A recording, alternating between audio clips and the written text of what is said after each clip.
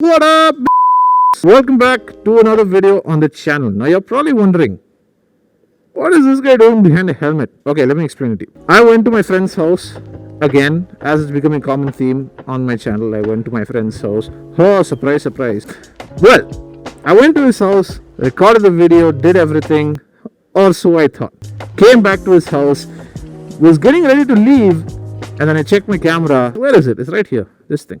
This piece of decided, you know what? I'm not going to record anything. Well, go figure. What am I supposed to do, right? Oh, scrap the whole video idea? No. When I decide I want to make a video, I'm doing that video. I do apologize in advance. The stuff that I say in this video is very disorganized because this is the second time I was doing it. In the background shots, and I got some of that on the shot on film as well, and it was great.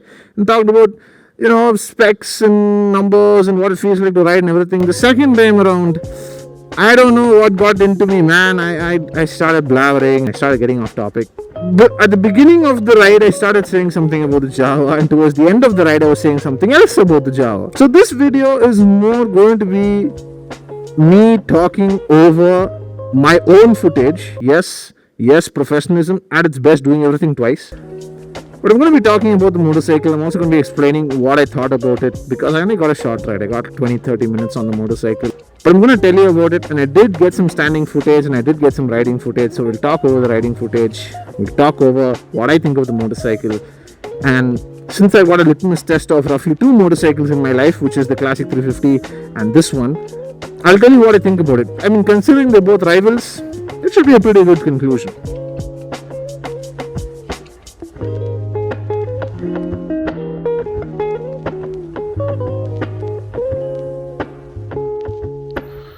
Okay, hopefully this time camera is recording and everything's fine because I'm doing this for the second time and it's very annoying. Okay, so what can I tell you about this thing? Well, it has a 293cc single cylinder air and oil cooled engine producing 26 PS of power and 26 Newton meters of torque. It's pretty good, it's pretty sprightly. Of course, with all motorcycles, you want things to be a bit more powerful. You always want things to have more power and you always want it to be faster and better. But with this motorcycle, the advantage that it has is it may not be the fastest, but it definitely looks the coolest. Personally, between the Jawa 42 and the Jawa, the standard classic, I prefer the looks of the classic motorcycle. I feel like it's more reminiscent of the original Jawa.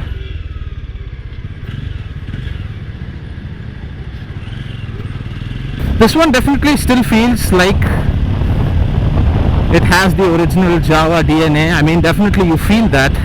It doesn't ever feel like you're driving something from the modern day. I mean, there are so many classic touches on this motorcycle. The offset single pod is one of them, and these old-fashioned mirrors, circular, and they don't vibrate at all.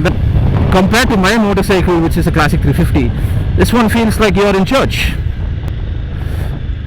The riding posture is a little different to my Classic. It's nothing extreme, it's nothing crazy, but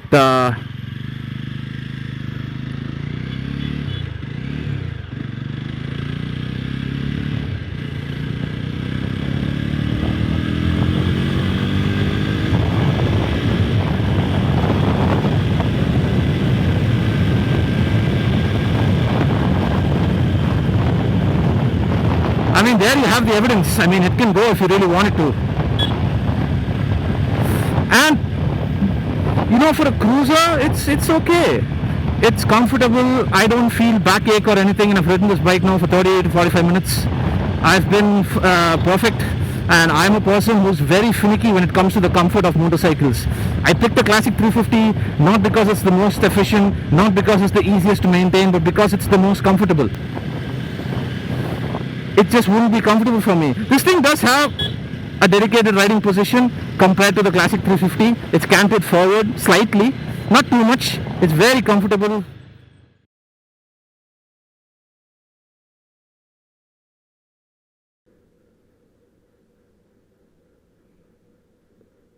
Ah, okay, I can explain what happened again. Stupid chair. That seems to be a constant theme with my channel. Stuff likes to go wrong. The audio stopped recording. But it gives me a good opportunity to talk about some other aspects of this motorcycle which I didn't quite cover in depth when I rode the second time. Let's talk about the suspension and the brakes. The suspension primarily is on the softer side. Naturally, it's a cruiser. It needs to be more comfortable than it needs to be a track focused machine. So it's got a fairly soft suspension setup. It's got Gabriel forks in the front, and it's got twin gas shock absorbers in the rear. They work fine. They're very comfortable. You don't feel the bumps at all, but they are a little bit on the softer side, and you do feel the bike tends to dive under braking. Talking about braking, let's talk about the braking setup on this particular motorcycle, because the Jawa comes with two braking configurations. You can either have it as a single disc or you can have it as a dual disc. In the standard dual disc variant, you get dual channel ABS. When you get single channel ABS, you get a drum at the rear end. Now, if I were a smart man, if I were buying a Jawa tomorrow, I'd probably go for the dual disc variant, even though it's slightly more expensive. That rear disc and the dual channel ABS offer much better stopping capability in all kinds of weather. Most commonly low siding, aka when you lock your rear wheels and then the back of the bike slips out from underneath you. That happens because you lock your rear wheels, and that happens because the rear wheels don't have ABS on them. It is common convention that disc brakes are also easier to maintain because there's no tightening and adjusting and all that stuff. So from a maintenance perspective as well, double discs make more sense, but it's at the end of the day, it comes down to what you personally want in terms of your braking performance. I found the braking to be very impressive, so it's a good braking setup and it does the job exceptionally well. I don't have any complaints. In terms of comfort as a cruiser, I really like it. The seats are very plush. The suspension is not too soft, but at the same time it's not too hard and it's not really jarring when you go over bumps. It's a nice cruiser setup, and you can definitely ride this long distances. I mentioned briefly about the riding stance. The riding stance is a committed riding position, but it's ever so slightly committed. It's not like an R15 or a RC390 kind of riding position. It's not even like a mildly committed riding position. That was a mosquito, by the way. It's a slightly canted forward riding position. Nothing extreme at all. And if you're kind of used to commuter motorcycles, maybe like a Pulsar 150 or something, you won't feel it at all. It's honestly not that much. But if you ride a classic 350 and if you ride Royal Enfield motorcycles which are very upright, you will notice it. Anyways, let's hope that there isn't any more setbacks in this video, and let's continue watching.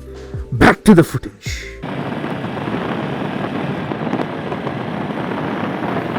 So what can I tell you about this motorcycle? I've ridden a Jawa before. I rode the Jawa back when the Jawa was new and back when it was new on the market, and they were opening showrooms everywhere. I visited the one closest to my house and I got a chance to experience it. It's a great little motorcycle, but would this appeal to a person who likes classics? Would it appeal to a person who likes Royal Enfields?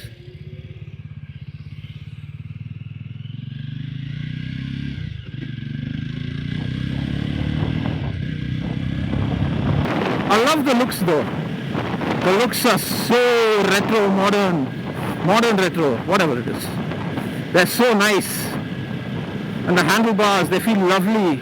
The throttle response feels nice and crisp. The horn is very weak, you can't even hear it. Signal is green, I'm gonna try to make my way through. Never mind.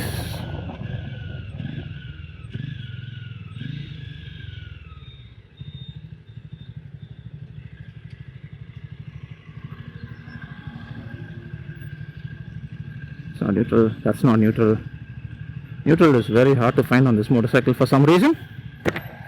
But yeah, while we're standing here at the signal, let me tell you a little bit about the specs. As I said, 26 horsepower, I think round about 26 Newton meters of torque, because it doesn't feel more torquey than my bike actually. The classic 350 has 27 Nm, so this is definitely less than that, but it is much more punchy because it has a lot more power. It has 26 horsepower compared to the classic 350's 18. Of course, the classic also comes with dual channel ABS, dual discs, and everything these days. So it really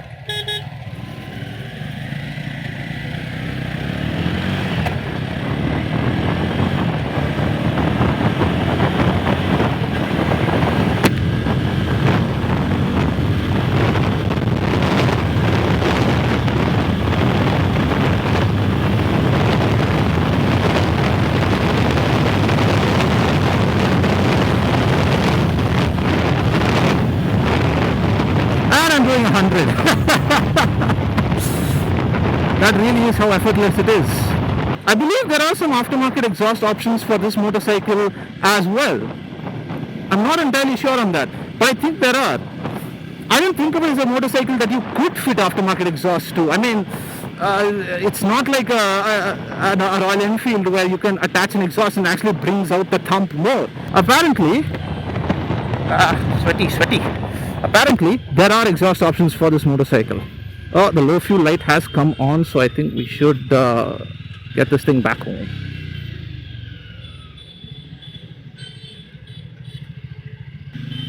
But yeah, guys, that was my little Jawa 350, Jawa 350, Jawa 42 ride, which is actually 300cc.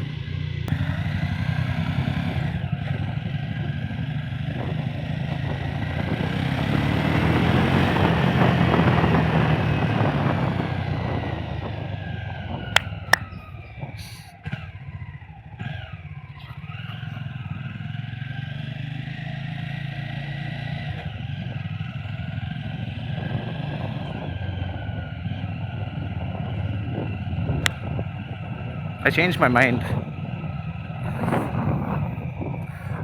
mind. I would totally have one of these. I changed my mind. I would totally have one of these. I would have one of these.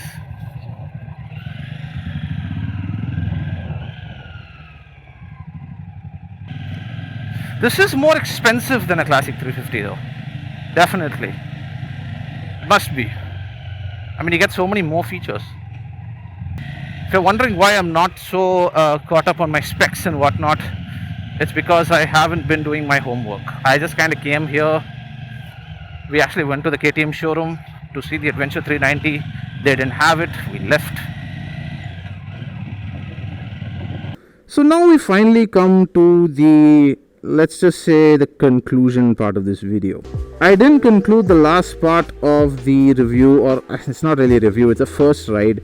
I didn't really conclude it very well, so here's a conclusion for you, and also a little reference to the question that I mentioned earlier, which is that, is it better than a classic 350? I think that's the question on a lot of people's minds and a lot of buyers' minds as well, is that those Jawa, they're not new to the market. I mean, the brand itself has been around for 40-50 years now, but they've been dormant for a period of 20 years, and now Mahindra has brought them back. There's a reason why they're using Mahindra parts, they're using Mahindra showrooms, and you can get them serviced as Mahindra service centers. Potential Royal Enfield owners may potentially consider changing to a Jawa, or potential Royal Enfield buyers may also consider the Jawa.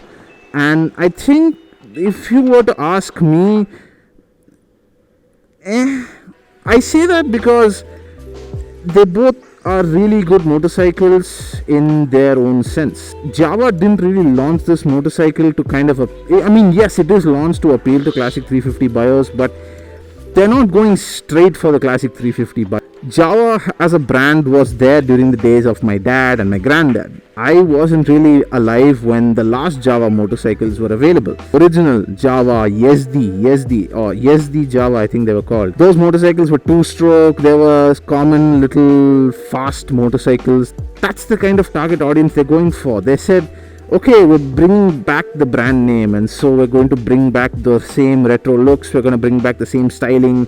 But we're going to bring it back with a sort of modern twist, hence the ABS and the modern engine with liquid cooling and whatnot. And also, Jawa know that in terms of styling, I'm talking about from a styling perspective, Jawa knows that they can't appeal to everyone, so they brought out two models. They brought out the Jawa 42 and they brought out the Classic. Classic appeals to an older person who has lived through the era of the previous Jawa and wants to relive that era without the same problems of the previous Jawa. It's a modern spin on a classic motorcycle, and that's what a lot of manufacturers, not just in India but a lot of manufacturers worldwide, are trying to capture with the whole cafe racer scene. 42 is supposed to be a modern version of the Classic. It's supposed to be a sort of reimagined version of the old Jawa style of motorcycle. It's not exactly the same styling. It features a couple more modern touches, but yeah, that was my first impressions ride of the Jawa 42. If you guys enjoyed the video, please like the video and obviously share it with all your friends. It would be really helpful. I've given you my thoughts at the end of it. If you want a single, too long, didn't watch kind of response, if you really love Royal Enfields, there's a chance that you won't even consider the Jawa. You'll go straight to the Royal Enfield. But if you are a person who's contemplating buying a Jawa, it's a fantastic motorcycle. It does everything you want as a cruiser really well, and you won't regret it. Honestly, you won't. Thank you guys very much for watching. I have been 8 Cylinders of Fury, or 8 Cyl, and I will see you guys, hopefully not like this swearing helmet and all this shit, but I'll see you guys in the next one. Peace. Cheerio.